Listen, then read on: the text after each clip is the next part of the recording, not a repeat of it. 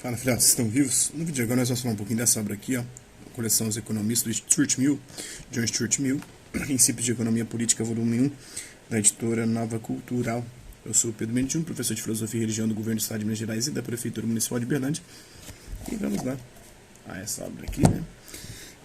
Da mesma forma que os escritos políticos de John Stuart Mill significam a cristalização do pensamento liberal inglês do século XIX, os escritos econômicos representados por seus princípios de economia política significam a cristalização do pensamento econômico clássico inaugurado por William Pitt, passando aí pelos fisiocratas, Adam Smith, David Ricardo. Escrito sob a forma de um manual, contém detalhadamente de forma muito simples a ideologia do livre mercado com uma dose razoável de autocrítica. Organizado em 5 livros, né? 1 a produção, 2 distribuição, 3 troca, 4 influência do progresso da sociedade sobre a produção, e a distribuição, 5 a influência do governo. A obra reflete a visão do autor sobre o funcionamento geral da economia. O presente volume, compreendendo a primeira parte de Princípios de Economia Política, apresenta o livro primeiro e os 7 primeiros capítulos do livro segundo dessa obra. No livro primeiro, Mill expõe as leis da produção, considerando-as como universais, afirma que 2 são seus requisitos: trabalho e objetos naturais apropriados. Enquanto o trabalho no mundo físico é sempre somente empregado para colocar os objetos em movimento, as propriedades da matéria, as leis da natureza fazem o restante. Já no livro segundo, Mill estabelece que a distribuição da riqueza depende unicamente das leis e costumes da sociedade. As regras pelas quais ela é determinada são feitas pelas opiniões e sentimentos que as partes dirigentes estabelecem, são muito diferentes conforme a época e o país. John Stuart Mill, deixa eu ver se é a mesma aqui, a biografia, né? É a mesma, né? Então vou pular essa parte aqui. Só já fiz uma outra obra dele ali, a terceira, né? Então, mais uma vez, apesar do, por exemplo, introdutório, é manifesto que Mill visa aqui apenas a economia política, e é principalmente para remediar as imperfeições dela, que se deve criar a etologia política. Quanto à natureza da etologia política, segundo John Stuart Mill, ela é, assim como a própria etologia, diretamente dedutiva. Não é minha tarefa criticar John Stuart Mill ou Augusto Comte. O que estou procurando deixar claro são apenas as relações intelectuais existentes entre os dois. Pessoalmente, não gostaria de decidir aqui, em específico, se é possível construir uma ciência do caráter nacional e, no caso disso ser exequível, sobre que tipo de princípios se poderia edificá-la.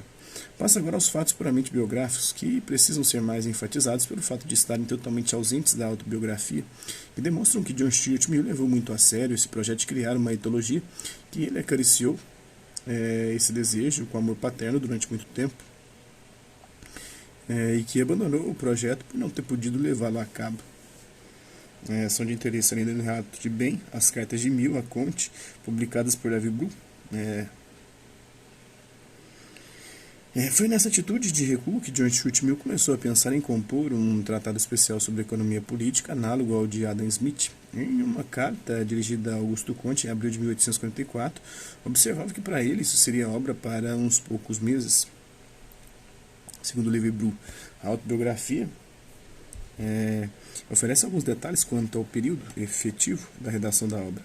A economia política foi composta com muito mais rapidez que a lógica ou, na verdade, que qualquer outro escrito de importância que eu havia redigido anteriormente. Iniciei no outono de 1845 e estava pronta no prelo antes do término de 1847, 2 anos. Nesse período de pouco mais de 2 anos, houve um intervalo de 6 meses, durante o qual deixei de lado a obra, ocupando-me em escrever artigos no Morning Chronicle, insistindo na formação de propriedades de camponeses nas terras incultas da Irlanda. Isso foi durante o período da fome, no inverno de 1846 a 1847. Depois do que vimos sobre a evolução mental, é fácil ver que John Stuart Mill não se satisfaria mais com o tipo de tratamento que a economia havia sofrido nas mãos de seu pai ou em anos subsequentes de McLucock ou de Senior. Não tinha dúvida alguma quanto aos princípios de economia política abstrata que havia herdado. Como bem disse alguém nesse tempo, Mill fala como alguém que expõe um sistema estabelecido. Tem English Utilitarians. Em 1854, ele ainda fez reimprimir em seu breve volume, intitulado Some Unsettled Questions of Political Economy, algumas questões não solucionadas da economia política, o seu velho ensaio sobre o método. Expressou sua completa satisfação com a ciência no campo específico desta, tal como podia ser encontrado nos escritos de seus melhores mestres, na Unsettled Questions. Tinha, porém, que colocar essa ciência em alguma relação com aquela ciência ou filosofia social geral, cuja noção havia aurido e ou consolidado a partir da leitura de Comte. Eis porque deu ao seu livro o título de Princípios da Economia Política, com algumas de suas aplicações à filosofia social. Anos mais tarde, ele mesmo referiu-se à obra nestes termos. Desde o início passou a ser citada e a constituir alvo de referências como sendo uma autoridade, por não ser meramente um livro de ciência abstrata, mas também de aplicação, e porque tratava a economia política não como algo isolado, mas como um fragmento de um todo mais vasto, um ramo da filosofia social tão interligado com todos os demais ramos que suas conclusões, mesmo em seu próprio âmbito específico, são verdadeiras apenas condicionalmente, sujeitas a interferência e ação contrária de causas originárias de fora de seu âmbito, e não tem nenhuma pretensão ao caráter de guia prático, separado de outros tipos de considerações. Na sua autobiografia, deve-se deixar ao leitor a tarefa de avaliar até que ponto essa aplicação foi bem sucedida, até onde, na realidade, a natureza da ciência abstrata prestou-se à aplicação. Entretanto, a natureza do empreendimento se tornará mais clara se atentarmos para algumas de suas características. Como vimos, a etologia acabou saindo da perspectiva de John Stuart Mill, mas os pensamentos que havia dado origem ao projeto deixaram seus traços no capítulo sobre a concorrência e o costume, no livro 2º, capítulo 4. Aqui o costume é colocado lado a lado com a concorrência como o segundo fator que determina a visão da produção sob o regime da propriedade privada.